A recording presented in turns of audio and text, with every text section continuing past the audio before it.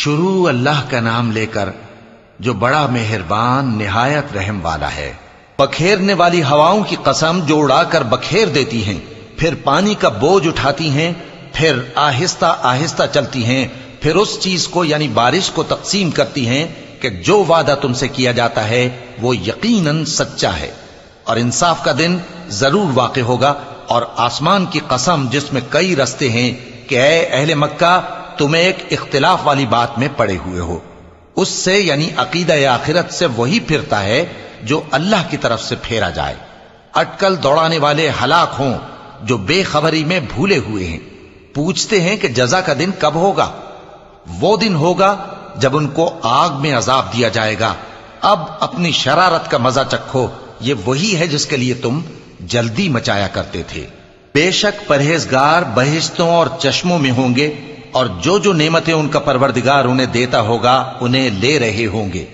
بے شک وہ اس سے پہلے نیکیاں کرتے تھے، رات کے تھوڑے سے حصے میں سوتے تھے اور صبح کے اوقات میں بخشش مانگا کرتے تھے، اور ان کے مال میں مانگنے والوں اور نہ مانگنے والوں دونوں کا حق ہوتا ہے۔ اور یقین کرنے والوں کے لیے زمین میں بہت سی نشانیاں ہیں، اور خود تمہاری جانوں میں، تو کیا تم دیکھتے نہیں؟ اور تمہارا رزق اور جس چیز کا تم سے وعدہ کیا جاتا ہے آسمان میں ہے، تو آسمان اور زمین کے مالک کی قسم یہ اسی طرح قابل یقین ہے جس طرح تم بات کرتے ہو۔ اے نبی، کیا تمہارے پاس ابراہیم کے معزز مہمانوں کی خبر پہنچی ہے؟ جب وہ ان کے پاس آئے تو سلام کہا، انہوں نے بھی جواب میں سلام کہا۔ دیکھا تو ایسے لوگ کہ نہ جان نہ پہچان۔ پھر وہ اپنے گھر جا کر ایک بھنا ہوا موٹا بچڑا لائے اور کھانے کے لیے ان کے آگے رکھ دیا۔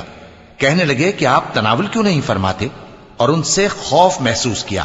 انہوں نے کہا کہ خوف نہ کیجے، اور ان کو ایک دانش مند لڑکے کی بشارت سنائی۔ تو ابراہیم کی بیوی چلاتی آئیں اور اپنا منہ پیٹ کر کہنے لگیں کہ ایک تو میں بڑھیا، اوپر سے بانجھ۔ انہوں نے کہا تمہارے پروردگار نے یوں ہی فرمایا ہے، وہ بے شک صاحب حکمت ہے، خبردار ہے۔ ابراہیم نے کہا کہ فرشتوں، اب تمہارا اصل کام کیا ہے؟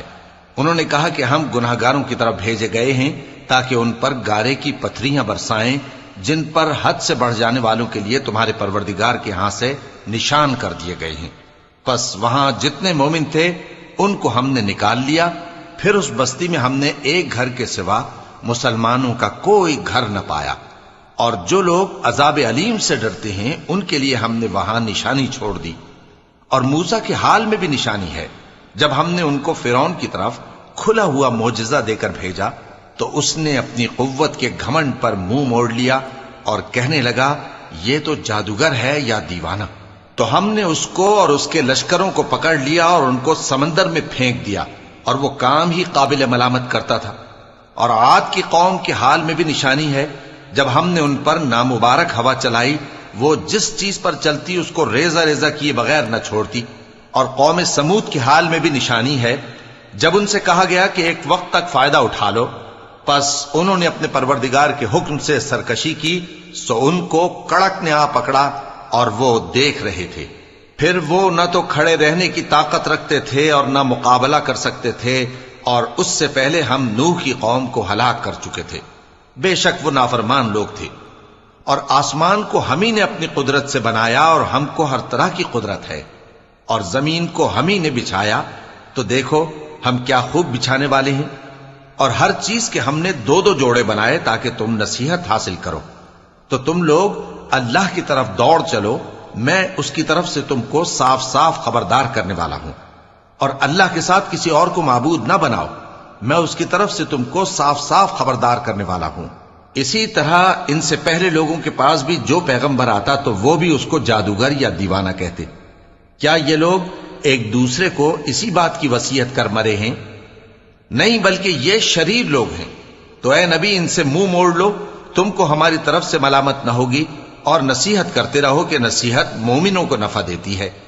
اور میں نے جنوں اور انسانوں کو اسی لیے پیدا کیا ہے کہ وہ میری عبادت کریں۔ میں ان سے رزق تو نہیں مانگتا، اور نہ یہ چاہتا ہوں کہ وہ مجھے کھانا کھلائیں۔ اللہ ہی تو سب کو رزق دینے والا ہے، زور آور ہے، مضبوط ہے۔ سو کچھ شک نہیں کہ ان ظالموں کے لیے بھی عذاب کی نوبت مقرر ہے، جس طرح ان کے ساتھیوں کی نوبت تھی۔ تو ان کو مجھ سے عذاب جلدی نہیں طلب کرنا چاہیے، پھر جس دن کا ان کافروں سے وعدہ کیا جاتا ہے اس سے ان کے لیے خرابی ہے۔